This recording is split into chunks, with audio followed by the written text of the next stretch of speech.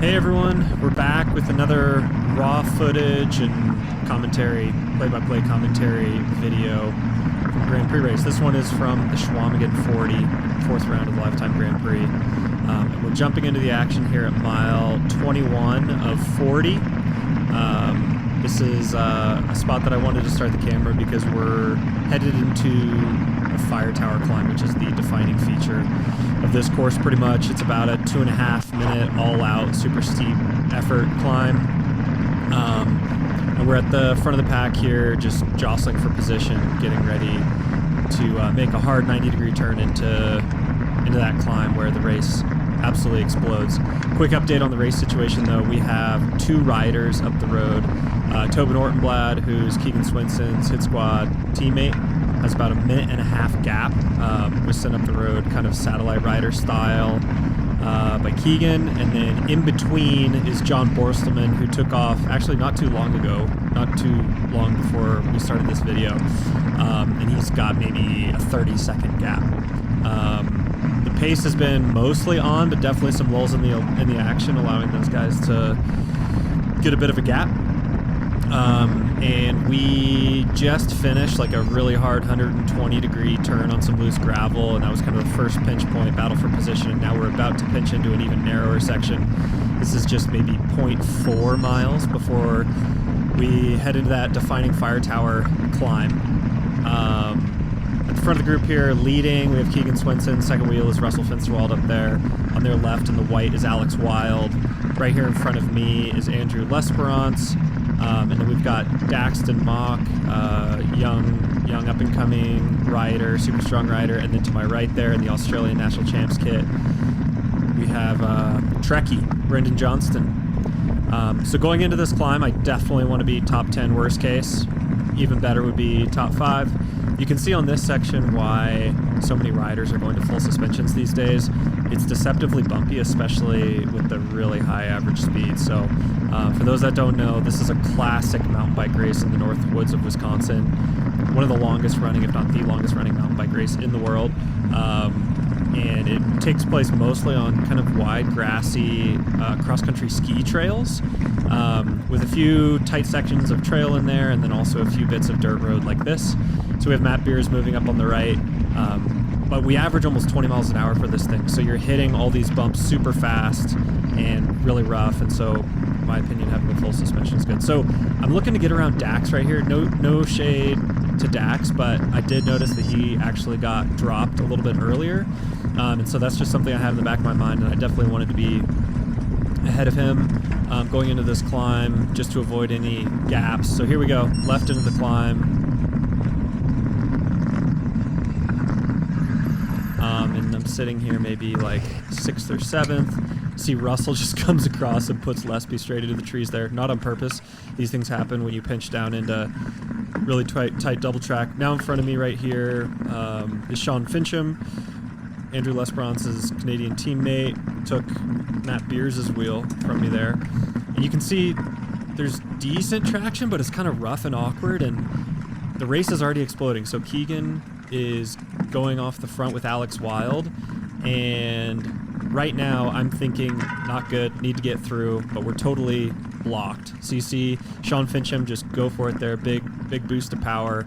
Yeah, I mean, we're pushing 600-700 watts at times on those steeper pitches, and you kind of recover just a little bit on these flatter bits. Tiny little descent here before it pitches up again. Now I'm feeling better about positioning up into kind of the front 5, and the riders in front of me all seem to have good forward momentum. So Brendan Johnston and Russell were kind of falling back there, so it was really important to get around them ASAP before Alex and Keegan's gap got any bigger on this climb, because once you go over the top, it's really fast, and this is where the elastic can really snap. Last year we had a small group going over the top of this again, like always. I think it was maybe 5 or 6 riders, but for whatever reason it came back together. Even though that happened last year, I definitely wasn't trusting that it was going to happen again this year, so I really want to be with the front riders over the top of this climb. And we're still only about halfway through the climb at this point. You can see it's steep, pretty rocky, and just narrow. So everyone's kind of weaving around, looking for traction, looking for the smoothest line, while also absolutely on the limit. Big puddle here. Gotta go around. Definitely don't want to go through that. One way I kind of like to think of Chequamegon is it's almost like, for anyone that's done gravel races, especially if you've done, you know, the front of gravel races. I'm gonna save this thought because look at that guy with the chainsaw. Love it, love it. Love the local hype. So we're just crested the top of the climb here. Alex Wild is kind of side by side with Keegan up there on at the front. So I'm kind of taking mental note of that. Alex clearly feels good today. Something to keep an eye on. I don't know if you can tell, but John Borstelman we just caught at the very top of this climb. So he absolutely nailed that anticipation move that he made. You know, typically, and I think he would admit this, he would be hard pressed to make the lead selection over the top of this sort of climb if he was starting with us at the bottom. But attacking early, putting in some extra effort before we get to the climb and getting a bit of a head start means he is now in this select group, which I thought, I mean, one of the rides of the day. It was really cool to see him pull that off. Anyway, what I was going to say earlier is Chequamegon is almost like all of those sections of gravel races that kind of make all hell break loose. So most gravel races, you know, are pretty fast rolling, often wide, pretty cohesive peloton. But at races like Mid-South or Steamboat or some of the other big ones, you'll get these sections of tight double track, kind of trickier technical stuff thrown in. But they kind of come in little doses and just break up the race. They're almost like cobbled sectors in classics or something. Chequamegon is basically only those types of sectors, only that kind of like narrow, rocky, technical stuff. So while it's not super single track heavy, bike handling is super crucial. Gaps naturally open. You see Lesby with a nice pass on the inside of Borstelman there. You can just really, and you'll probably see this throughout the remainder of this footage, you'll get a good picture of kind of riders, experienced riders, making passes and saving energy just based on experience with the course and knowing where they can stay off the brakes and kind of duck inside another rider and pick up a spot or two like Lesby just did there. So we're on obviously the fast descent after that. Firetower Climb now, and I think what's going through everyone's mind is, are we going to stay away? Is this the select group? Jumping ahead now, a few miles later, I just wanted to splice this little 30-second clip in to show that our group was working well together. We got Sean Fincham up there and Matt Beers just cranking. This is a good spot for all of us in the group to kind of take mental notes of who seems to be looking good, like who's willing to go straight to the front, set the tempo, do some work, and really try to solidify this gap. Alex got a big fern there stuck in his axle, as happens in this sort of terrain. Okay, jumping ahead now. From this point on, we have unbroken footage all the way to the finish. So right ahead of me, that is not Keegan Swenson, that is Keegan's teammate Tobin Ortenblad, who we just caught. We're somewhere between 6 and 7 miles to go at this point, passing one of the age group riders who started earlier that morning. And so the group dynamics have now changed. Borstelman, I believe, has just been dropped off the group at this point. Tobin with a courteous little head bob to the left there, letting me know that we've got a tight left coming up.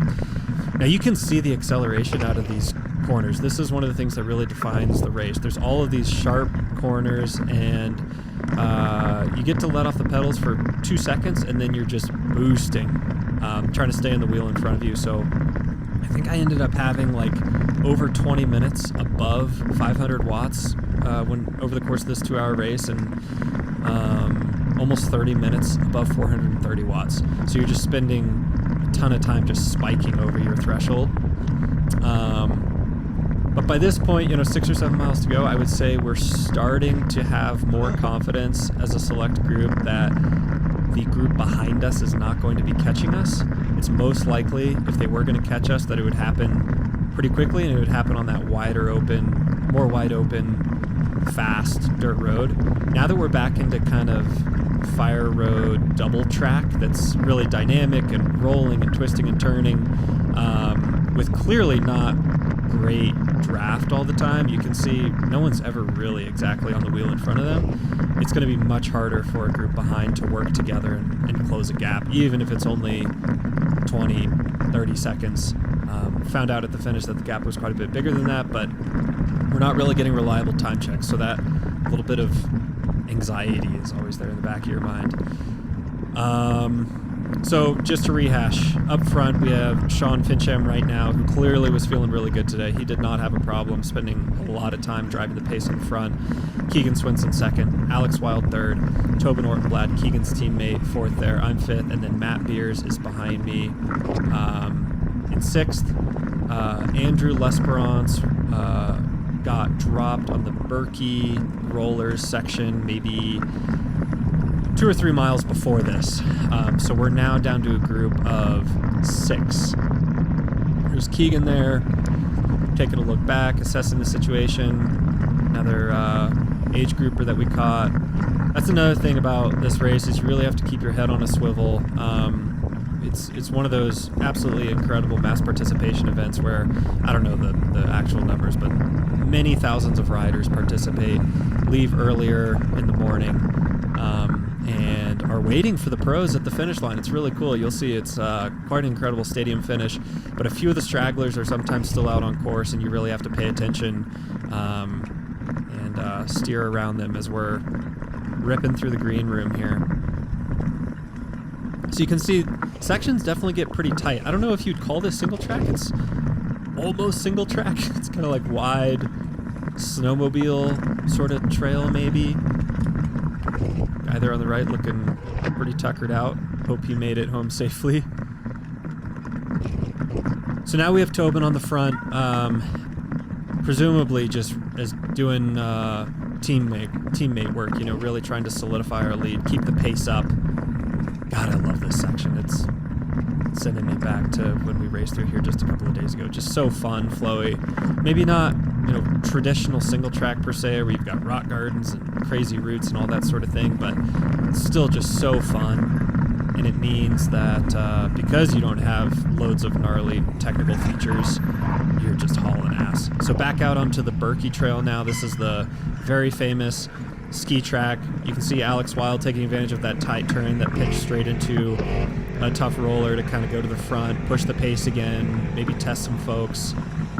Keep an eye on the Lifetime TV 4x4 up here, just at how hard it's having to work to stay ahead of our group. You'll see on multiple occasions we really end up right on its bumper. At times, without a doubt, that gives us a little bit of a draft advantage. Me just mentioning Alex there. I'm not trying to miss my spot in line. Just closing the gap.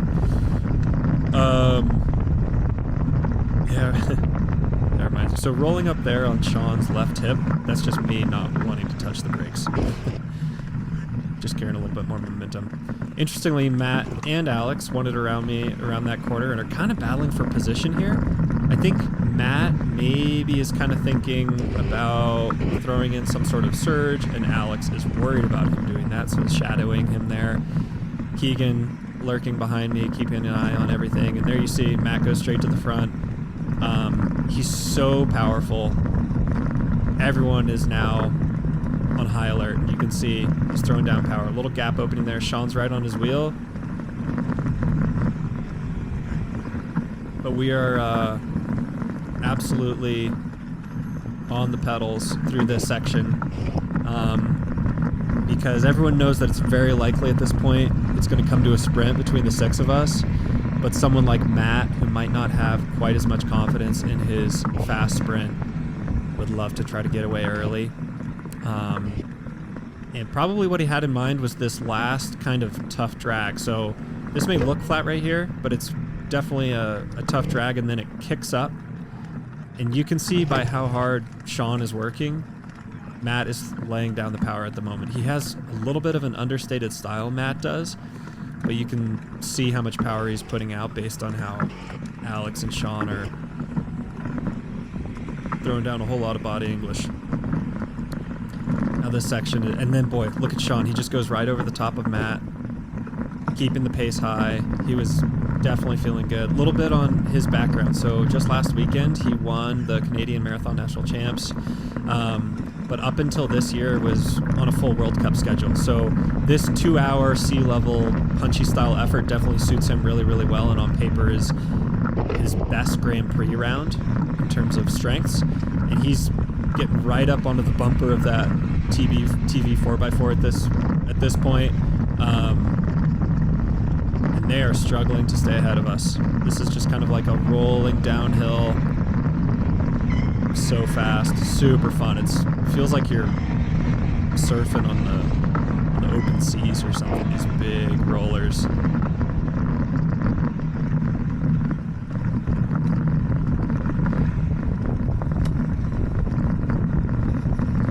And that main line isn't always the best traction, especially since we got some drizzle in the morning.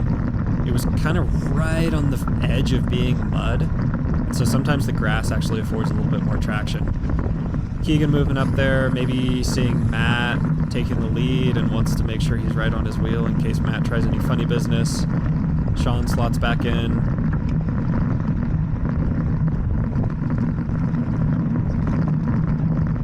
And at this point, what's going through my head is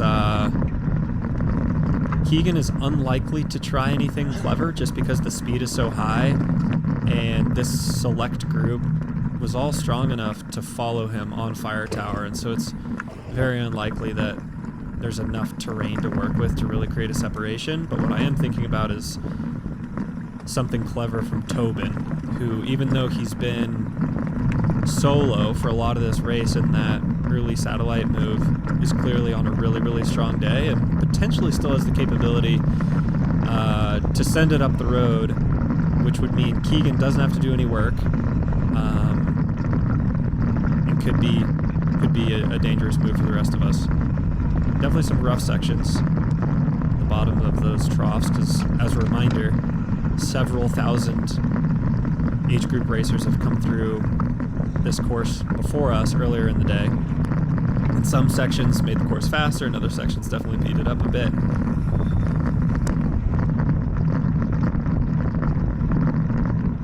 Sections through here, obviously, the draft is massive. So at this point, with just, 2-3 miles to go, unless someone is explicitly asking me to go to the front, or the pace completely comes out of the group and I start to get nervous about getting caught by the group behind, I have no interest in being on the front. Absolutely not. Just trying to save energy for the sprint. And it was a little bit interesting to me here that on this high-speed section that's still decently pedaling in spots, Keegan was fine going on the front and really pushing the pace. I'm not sure if that was to kind of deter any attacks, or because he did have in the back of his mind that group behind that could be catching, but he certainly took it up through here and made sure that the pace stayed high.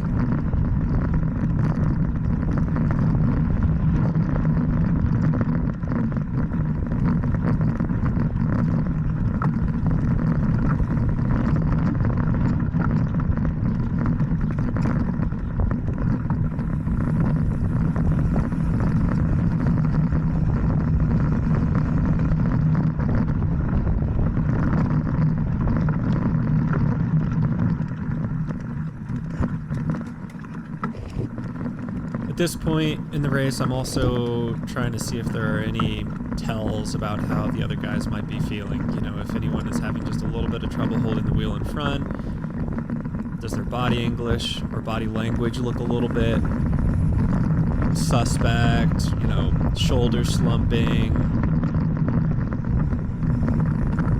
because that can be an indication of how someone might be in the sprint. What wheel you might want to avoid as we enter the sprint. Here comes a big sweeping left-hand turn. For some reason, there always seems to be an age group rider right on the outside of the turn where you want to be setting up wide at these races. All part of it.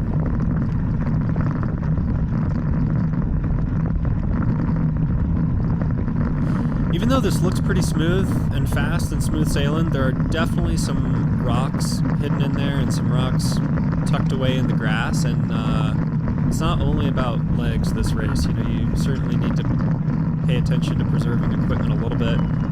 everyone is running super light, fast rolling tires, probably just about the lightest, thinnest sidewall tire their respective sponsors make, because it's all about rolling speed and efficiency at this one. Another really cool section just blasting through the ferns, beautiful green. Can't say I noticed it much during the race, but if you keep your eyes up, you can spot a few little patches of fall colors here and there. Seems like they came to the Northwoods a week or two later than is typical for whatever reason this year. Usually there's quite a few fall colors for the Chequamegon weekend. This is one last little, I'm going to put it in air quotes, climb.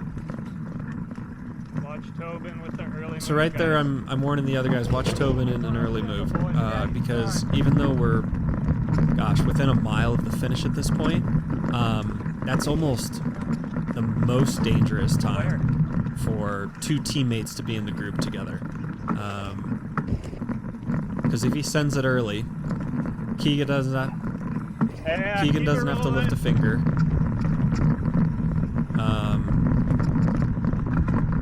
And the rest of us do. Obviously, if we want to try to win, we have to shut down that move, and that could. Guys, just so here I'm through. getting a little nervous that it feels like the I'm right behind you, dude. Just roll through. I'm right the pace is kind of coming out of the group. Alex says, "Come through." I'm like, "I'll come through if you come through." Right behind you, but I'm not gonna put in extra work to pass you and then roll through. That's pretty normal for this point in a race. You know, you're, I don't want to say in survival mode, but definitely fight or flight. Communication can get very direct, even with people you are good friends with. Interestingly, I didn't notice this in the race, but it looks like Alex Wild was running a dropper post for this race. He would have been the only one in this group doing that, and it's just sort of an indication that there's a whole bunch of different ways to skin the cat at this race. A whole bunch of different interpretations of what your individual fastest bike setup is. Some people at this point just prefer dropper post for any and all races. Pretty much everyone on full suspensions though at this point. Although I think Alexi was one of the top riders who opted for a hardtail, last year's winner. Sticking old school.